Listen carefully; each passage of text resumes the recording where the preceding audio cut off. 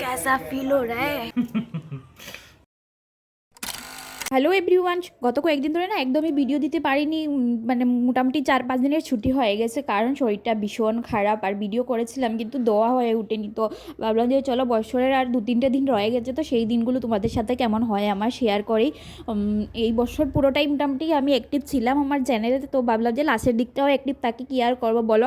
তবে এই বছরের সবথেকে মানে দুঃখজনক ব্যাপার, আসলে দেখো প্রত্যেকটা বছরে ভালো খারাপ নিয়েই দিনগুলো আমাদের কাটে, তবে এই বছরে যেটা সবথেকে খারাপ জিনিস, আমি না এই চ্যানেলে পুরো বছরই মোটামুটি অ্যাক্টিভ ছিলাম, তারপরে আমার ওয়াচ টাইমটা কমপ্লিট করতে পারিনি। অর্ধেকটা মানে কমপ্লিট, অর্ধেকের বেশিও কমপ্লিট হয়ে গিয়েছিল, তারপরেও করতে পারি না। আর সেটা মানে ভীষণই খারাপ লাগছে সত্যি বলতে। আমি এই বছরে আমার চ্যানেলের 1000 যে সাবস্ক্রাইবারটা কমপ্লিট করতে লাগে সেটা কমপ্লিট করে নিয়েছিলাম, তবে ওয়াচ টাইমটা কমপ্লিট করতে পারিনি। আর কি বলতো, মানে এই ডিসেম্বরে কিন্তু আবার ওই ওয়াচ টাইমটা কেটে নেবে, নিয়ে আবার নতুনভাবে শুরু করতে হবে। তবে আমি এক বছর করতে পারিনি, আমি জানি না। আমার চ্যানেলের মোটামুটি 2 বছর বয়স হয়ে গেছে, আর এই বছরটা কমপ্লিট হলে 3 বছর রানিং চলবে। তো আমি আগে দিকেও করতে পারবো কি না জানি না, তবে এই বছর করতে পারিনি, সেই নিয়ে মনটা একটুখানি খারাপ। তবে ওই আমি না আশা ছাড়িনি, আশা নিয়েই তো এতদিন ধরে করছিলাম কাজ, তবে আগে দিকে কতটুকু করতে পারবো বলতে পারছি না। আর এত দিন মানে ভিডিও করার পর আবার যে ছেড়েও দেবো সেটাও জানো তো আমার দ্বারা হয়ে উঠছে না। মানে কোথাও জানি না একটা ভালোবাসা জন্মে গেছে, আর সেটার থেকে না যখন ভাবি যে না আর করবো না, তখন না একটুখানি খারাপ লাগা থেকেই যায়। তো কী করবো জানি না, তবে দেখবো আগে দিয়ে কী করা যায়। তবে এই কয়েকদিন ভিডিও দেবো, ভিডিও দেওয়াটা একটা ভালোবাসা হয়ে গেছে। আর পুরো বছর অ্যাক্টিভ ছিলাম, লাস্টের দিকে থাকবো না, ওই যে ভালো ভালো মানে যার শেষ ভালো তার সব ভালো। তো চলো ভিডিও দিয়ে দেখি। আমি জানি ওয়াচ টাইমটা আর কমপ্লিট হবে না, কোনোভাবেই করতে পারবো না, তবে একটা ক্রিয়েটারের জন্য এটা সত্যি খুব কষ্টের বলতে পারো। 1000 সাবস্ক্রাইবার কমপ্লিট করা, ওয়াচ টাইমটা কমপ্লিট করা ভীষণ কষ্টকর হয়ে যায়, আবার কারো কারোর জন্য অনেক ইজি হয়ে যায়। আর আমি না কন্টেন্ট ক্রিয়েট করেই যাচ্ছি, কি বলবো, ভালো কন্টেন্ট দেওয়ার সবসময় চেষ্টা করছি, তবে মানুষজন আজকাল ভালো জিনিস দেখতে চায় না, এটা তো সত্যি কথা। Family, good morning, welcome back to another blog. I hope কি তোমরা সবাই ভালো আছো, বিন্দাস আছে। নতুন আরেকটা দিন শুরু করছি তোমাদের সবার ভালোবাসা নিয়ে। তো সকাল সকাল ঘরটা দেখো গুছিয়ে নিয়েছি, আর রোদ্রটা না অনেক বেলা করে উঠেছে, তো শীতটা প্রচুর মানে খুব ঠান্ডা পড়েছে। তো এখন রোদ্র উঠেছে, প্যান্ট টান দিয়েছি রোদ্রে, আর এবার এই রুমটা মুছবো। তো দেখতেই পেলে ওইদিকে মোটামুটি কাজকর্ম গুছিয়ে চলে এসেছি, মানে সোনাবাপাকে ঘুম পাড়িয়ে দিয়েছি, আর ওইদিকে এখন এসেছি ভাত খেতে। তো সকালে শাক আর মাছের তরকারি করেছিলাম, সেটা দিয়ে ভাত খাচ্ছি। ভাত খাওয়া কমপ্লিট করে দেখো এই বিছানাটা গুছিয়ে নিচ্ছি। জানো তো আমি না মানে ভাবছি যে আমি হয়তো এতদিন কাজ করেছি, একদিন না একদিন তো সবাই ভালোবাসবে বলো, তোমাদের ভালোবাসা একদিন অবশ্যই পাবো, আর এই আশা নিয়ে জানো তো এতদিন অ্যাক্টিভ ছিলাম। কিন্তু কি বলো তো, আমি না সত্যি বলতে আমি জীবনে কোনো কিছু ইজিলি পাইনি। আর আমি এটাও জানি যে এই জিনিসটাও আমি কখনো ইজিলি পাবো না। আমার জীবনে প্রত্যেকটা মানে যে কটা জিনিস পেয়েছি জীবনে, মানে যা পেয়েছি, আমি অবশ্যই যা পেয়েছি তা নিয়ে মানে খুশি আছি। বলে না তোমার কাছে যা আছে তা নিয়ে খুশি থাকো, মানে আমি যা পাচ্ছি হয়তো অন্য কেউ সেটাও পাচ্ছে না, তো এই ভেবে না আমি সবসময় হ্যাপি থাকি। তবে সত্যি বলছি, অন গড আমার জীবনে আমি কোনো কিছু ইজিলি পাইনি। তো আমি জানি এই যে একটা মানে জার্নি আমি শুরু করেছিলাম, তো তোমাদের যে ভালোবাসা পাওয়ার আশাটা মানে নিয়ে শুরু করেছিলাম, আমি জানি এইটা হয়তো আমার সহজে মানে হবে না, তবে একদিন না একদিন তো হবে বলো। তো এই আশা নিয়ে আগে এত দিন ভিডিও করে গেছি, আর আগের দিকেও যাব, দেখা যাক কতদিন করতে পারি। তো এইদিকে দেখো মানে খাওয়া দাওয়া সব কমপ্লিট করে নিয়েছি, শোনা বাবাকে ঘুম পাড়িয়েও দিয়েছি, আর এইদিকে আমি রান্না করে সব এক গামলা বাসন ছিল সেগুলো মেজে নিচ্ছি। শরীরটা জানো তো ভীষণ খারাপ, শরীরটা দিচ্ছে না, কিন্তু কি করব বলো, ঘরের কাজকর্মগুলো তো করতেই হয়, আর একদিন করলে না দুদিন করলে না। আর আমার বর তো সবসময় আমাকে অনেকটা হেল্প করে বলতে পারে, যখন আমি অসুস্থ হই তো ও ঘরের কাজকর্ম অনেকটা করে, তবে ছেলেরা ততটা গুছিয়ে করতে পারে না, যতটুকুখানি করে মানে ওই যেমন রান্না বান্নাতে অনেক হেল্প করে। তো ছেলে মানুষ রান্নাঘরে ঢুকলে বুঝতেই পারো রান্নাঘরের অবস্থা কী হয়।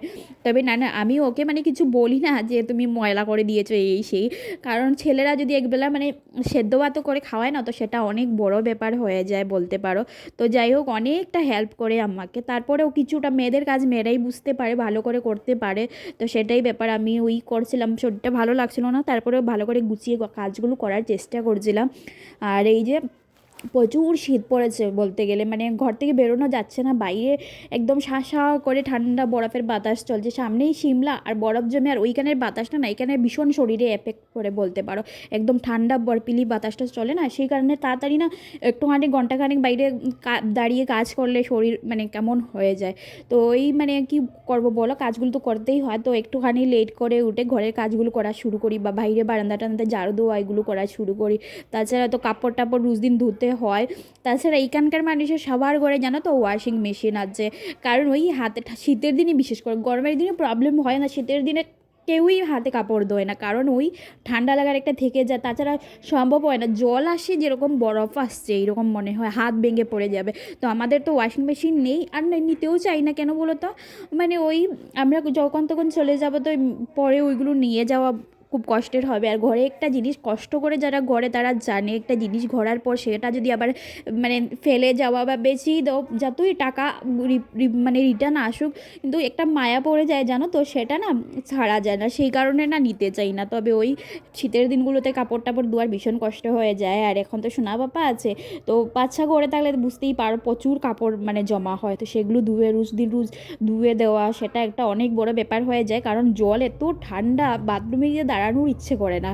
তো যাই হোক, কী আর করবো বলো, সব কাজই করতে হয় অ্যাডজাস্ট করে, আর শরীর খারাপ থাকলে কি শীতের দিনে আরও বেশি মানে কষ্টকর হয়ে যায়। আর এই সময়টা এমন যাচ্ছে যে বেশিরভাগ মানুষেরই শোনা যাচ্ছে শরীর খারাপ, অসুস্থ, জ্বর সর্দি কাশি, আসলে ওই ঠান্ডাটা খুব জমিয়ে পড়েছে, তো সেই কারণে রৌদ্র উঠছে না তেমন। আর রৌদ্র উঠলেও আমি তো যেখানে আছি সেইখানে না রৌদ্র একদমই পাই না, কী আর করবো বলো। তো আমি এদিকে কাজ করতে করতে দেখো শোনা বাবা ঘুম থেকে উঠে পড়েছে, চালটা বারদ্দ হয়ে গিয়েছিল ঢেলে নিলাম, আর সবজিগুলো তুলে নিয়েছি, আগের দিনে রান্না সবজি রাখা ছিল নিচে, তো আমি সুন্দর করে তুলে রাখলাম। আর আজকে আর অ্যাপেলগুলো ধুইনি, এমনিতেই এনে রেখে দিচ্ছি, খাওয়ার সময় ধোয়া হবে, কারণ জল লেগে গেলে না নষ্ট হয়ে যায়, মানে অ্যাপেলগুলো পূজা করে পাকা আর উঠে কি। গেছি। আর এইদিকে দেখো সোনা বাবা ঘুম থেকে উঠেছে, তো খুব সোনা কান্নাকাটি বাবা কান্না ঘুম করে থেকে ওই উঠে ঘর থেকে গেছি। এলো, তো এবার দেখো মুডটা ওর খুব অফ, কথা আসলে বলার মুড ঘুমটা নেই বোধহয় একদম। পুরা হয়নি, না হলেও খুশি খুশি উঠে যায়। তো ওকে ছেড়ে দিয়ে মানে বসিয়ে রেখে, আর আমি এইদিকে দেখো একটুখানি ঘরটা রান্নাঘরটা ভালো করে মুছে নিয়েছি, মানে নিচ্ছি, আর ওই রুমটায় মুছে এই মাত্র এলাম, বারান্দাটাও মুছা কমপ্লিট হয়ে গেছে। আর সোনা বাবাকে একটুখানি ফোন চালিয়ে দিয়ে তারপর কাজগুলো করলাম, না হলে ও আমার পায়ে পায়ে ঘুরু ঘুরু করবে। তো দেখো তারপর ওকে স্নানটা করিয়ে দিলাম, তারপর ভালো করে তেলটাও মালিশ করে দিয়েছি। আর শীতের দিন তো একটুখানি তেল মালিশটা ভালো করে না করে দিলে একটুখানি ওই ঠান্ডা লাগার থেকে যায়, তো একটুখানি গরম তেল করে ভালো করে মালিশ করে দিতে হয়। তো স্নানের আগে দিয়েছি, আর তারপর হালকা তেল লাগিয়ে এবার দেখো কাপড়গুলো পরিয়ে দিচ্ছি। আর স্নান করে এনেই মোটামুটি 2-3 আড়া কাপড় না পরিয়ে দিলে মানে বড়োরাই থাকতে পারি না, একদম রীতিমতো কাঁপাকাঁপি শুরু হয়ে যায়। আর ও তো ছোটো মানুষ, তো ও থাকবে কী করে বলো। তো ওকে দেখো ফোন চালিয়ে দিয়েছি, না হলে ওই পিছিয়ে পিছিয়ে যাবে, তো তার থেকে বরং চালিয়ে দিয়েছি। আর এবার আমি স্নানটাও সেরে আসতে পারবো, ও তো তখন এখানে বসে থাকবে। আর এইদিকে আবার কিছু অনেক মানে কিছু না অনেকটাই কাপড় পরে আছে, সোনা উপার কাপড়গুলো রোজ দিন ধুয়ে না দিলে অনেকটা কাপড় জমা হয়ে যায়, তাছাড়া ওই 3-4 আড়া কাপড় পরাতে হয় একসঙ্গে, তো অনেক অনেক কাপড় জমা হয়, আর সেগুলো ধুয়ে না দিলে না শুকোয় না, তো রোজ দিন বেলায় বেলায় ধুয়ে দিতে হয়, না হলে এক তো জমা পড়ে যাবে, তারপরে যদি কাপড়ের মানে বাড়ন্ত মানে এক্সট্রা কাপড় তো অনেকটাই আছে, তারপরেও না যেন কাপড় যেন ভিজা না হয়, যাতে ওর পরার সময় প্রত্যেক বেলা আর কি কাপড় পাই, সেই জন্য সকাল বিকাল দুপুর 3 বেলায় তো চেঞ্জ করতে হয়, বা একটুখানি ভিজে গেলে চেঞ্জ করতে হয়, একটু ময়লা হলেই চেঞ্জ করে দিতে হয়, তো অনেক কাপড় জমা হয়ে যায়। আর এইদিকে দেখো আমি স্নানটা না এইমাত্র সেরে এলাম, এসে মানে ঠান্ডা ওই যে বললাম না খুব ঠান্ডা পড়েছে, আর ঠান্ডায় থাকা যাচ্ছে না, তো আগে এক কাপ চা করছি, চা খেলে না শরীরটা একটুখানি গরম হবে, তারপর অন্য কাজগুলো করা যাবে। আর এইদিকে সোনা উপার জন্য একটুখানি অ্যাপেল সিদ্ধ বসাবো, তো চলো চাটা আগে বসিয়ে দিই, তারপর একটুখানি ওর জন্য অ্যাপেলটাও কেটে নেব, নিয়ে চা নামিয়ে আর অ্যাপেল সিদ্ধটা বসিয়ে দেবো। আর আমি চা খেতে খেতে ওর অ্যাপেল সিদ্ধটা হয়েও যাবে। তো এদিকে আমি চাটা বসিয়ে দিচ্ছি, চিনি চাপাতি একসঙ্গে সব দিয়ে দিচ্ছি, দুধটাও বসিয়ে দিয়েছি। আর সোনা বাবার জন্য আগেই একটুখানি দুধ মানে আলাদা করে রেখেছি, তারপর আমার জন্য চা বসাচ্ছি, কারণ ও সন্ধ্যার সময় খাবে, এখন অ্যাপেল সেদ্ধই খাওয়াবো, তারপর সন্ধ্যার সময় ওকে একটুখানি দুধ বিস্কুট মানে যেটা হয় বাচ্চাদের হাতে কিছু একটা দিলে ভালো হয়, তো সন্ধ্যার সময় একটু দুধ বিস্কুট দিয়ে দেবো।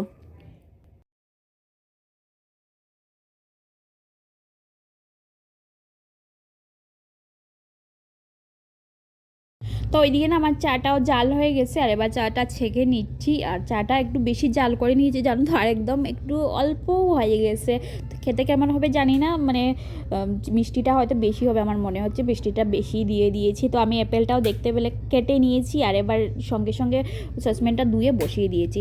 আর যখন চা খেতে লাগলাম, চাটা এমন টেস্ট কি বলবো, পুরো মিষ্টি এতটা হয়েছে বলার কোনো ওয়ে নেই। আমি মিষ্টিটা বেশি খেতে পারি না, তো সবসময় তো কম দেওয়ার চেষ্টা করি, তো মাঝে মধ্যে হয়ে যায় গলতি সে পড়ে যায় চিনিটা একটুখানি বেশি, তো ওই মানে একটু বেশি হয়ে গেছে। তো আমি গেলাম আর একটুখানি দুধ, ভাবলাম যে চলো মিক্স করে আনি। আবার দুধ মিক্স করতে গিয়ে জানো তো চাটা ঠান্ডাই হয়ে গেছে, আর তারপরে দেখি যে চার মধ্যে একটা কী যেন একটা পড়ে গেছে। তারপরে আর চাটা খাওয়া হয়নি, যে খেতে গিয়ে দেখি কী একটা যেন কালো কালারের পড়ে গেছে, পরে না আর চাটা খাইনি, ভালো লাগেনি, কেমন লাগছিল। তো তারপর একটুখানি রেস্ট করার পর সোনাপাকে খাইয়ে দাইয়ে তারপর চলে এসেছিলাম রান্না করতে। রাত্রে রান্না করার জন্য এই যে আলু না ভেজে নিয়েছি, কারণ চিকেন করব। আর অল্প কিছুটা চিকেন ফ্রিজে পড়েছিল, তো সেটাই বের করে ঠান্ডা করে নিয়েছি, মানে নর্মাল করে নিয়েছি। তারপরে দেখো এখানে মশলা কষিয়ে নিচ্ছি। আজকে একটুখানি অন্যরকম করছি চিকেনটা, মানে রোজ দিন কয়েকদিন ধরে লাগাতারই খাওয়া হচ্ছিল চিকেন, তো ভালো লাগছিল না, তো একটু অন্যরকম করার চেষ্টা করছিলাম। আর এইদিকে দেখো তোমাদের দাদাভাই একটুখানি আমাকে মানে মাছের মাথা দিয়ে মিষ্টি কুমড়ো দিয়ে করা হবে সেটাই কেটে দিচ্ছে। আমার তো মিষ্টি কুমড়ো খেতে ভীষণ ভালো লাগে, আর ইদানিং তোমাদের দাদাভাই আনছে দেখছি, ওরও হয়তো খেতে ভালো লাগছে। আর কি বলে তো, মিষ্টি কুমড়ো না এখানকার মানুষজন খুব কম খায়, কেন মিষ্টি কুমড়ো খেলে নাকি হাড্ডিতে মানে হাঁটুর গুড়ালিতে মানে যন্ত্রণা হয়, হাড্ডিতে বেদনা হয়, তো সেই কারণে মানুষজন কম খায়, কাঁচা যেটা সেটা খায়, কিন্তু ওই মানে পাকাটা খায় না। তো সেই কারণে না তোমাদের দাদাভাইও নিয়ে আসতে চায় না, তো ইদানিং দেখছি নিয়ে আসছে। একদিন বলেছিলাম মধ্যে যদি আমার তো খেতে ভালো লাগে, আমি খাবো, তারপর দেখছি নিয়ে আসছে। তো যাই হোক, আমি দেখো এইদিকে মিষ্টি কুমড়োটা বসিয়ে দিচ্ছি, আর চিকেনটা তো দেখতেই পেলে বসিয়ে দিয়েছে আগেই। তো এবার মিষ্টি কুমড়োর জন্য পেঁয়াজ ভেজে তারপর একসঙ্গে মাছের মাথাটা দিয়ে দিয়েছি। আর তারপর মাছের মাথাটা কিছুক্ষণ ভাজাভুজি করার পর তারপর দেখো মিষ্টি কুমড়োটা ছেড়ে দেবো। এত সুন্দর করে দেখো কেটে দিয়েছে চাকু দিয়ে, আমার অনেক সময় লাগে, তবে তোমাদের দাদাভাই খুব তাড়াতাড়ি করে কেটে নেয় আর কি। তো ওর জন্যই বললাম যে একটুখানি কেটে দাও, তাড়াতাড়ি হয়ে যাবে, রান্নাটা করে নেব, না হলে অনেকটা সময় লাগবে, রাত্রে অনেকটা হয়ে গেছে। তো এদিকে দেখো আমি মাছের মাথাটা ভাজাভুজি করে তারপর দিয়ে দিয়েছি, আর এবার মশলাটা অ্যাড করে নেবো। কিছুক্ষণ নাড়াচাড়া করে মানে তেলের সঙ্গে লাউটা একটুখানি ভাজা করে, আর দেখো মশলা আগেই রেডি করে রেখেছিলাম, তো সব মশলা দিয়ে আর বাটিটা ধুয়ে আর একটুখানি জল দিয়ে দিলাম, যাতে নিচে লেগে না যায়, মানে পুড়ে না যায়। তো এবার দেখো ঢাকনাটা দিয়ে দিচ্ছি, আর কিছুক্ষণ ওই যে কষানোর পর আবার চেক করে নেব। তো যাই হোক, এইদিকে দেখো মাংসটা কিন্তু হয়েই গেছে, চিকেনটা অনেকক্ষণ কষিয়েছে, দারুণ হয়েছে, তেল ছেড়ে দিয়েছে, দেখতেই পাচ্ছ পুরো কি সুন্দর। তারপরে দেখো আলুটা মিক্স করে নিয়েছি, আলুটা মিক্স করার পর আরও কিছুক্ষণ নাড়াচাড়া করব, তারপর কিন্তু জল দিয়ে দেবো। আর আজকে গরম জল করিনি, তাড়াহুড়োর চুটে ভুলেই গেছি যে গরম জল করতে হবে। গরম জল করলে অনেকটা সুবিধা হয়, শীতের দিন না জলে মানে ঝুলে জাল উঠতে চায় না, সত্যি বলছি। তো যাই হোক, ওইদিকে জল দিয়ে ঢাকনা দিয়ে দিয়েছি, আর এদিকে দেখো একটুখানি কুমড়োতে লঙ্কা দিইনি আগে, তো একটুখানি কাঁচা লঙ্কা দিয়ে দিলাম বেশি করে, যাতে ঝালটা হয়। তারপর একটুখানি চিনি দিয়েছি, মিষ্টি কুমড়োটা মিষ্টি ভালো লাগে, তবে ওইটা মিষ্টি তো হয়ই না, এখানকার মিষ্টি কুমড়োগুলো একদম নুনতে, তো সেই কারণে একটুখানি মিষ্টি দিলাম, খেতে দারুণ লাগে। তারপর দেখো এইদিকে একটুখানি চিকেনটা হয়ে গেছে, তো একটুখানি চিকেন মশলা দিয়ে দিলাম, আর ধনিয়া পাতা দিয়ে নামিয়ে নিচে একটু ঝুলঝুল টাইপের করেছি, আর দারুণ গন্ধ বেরিয়েছে। আর এইদিকে দেখো মিষ্টি কুমড়োটাও হয়ে গেছে। তবে বন্ধুরা, ভিডিওটা না আজকের জন্য এখানেই শেষ করবো, টাটা।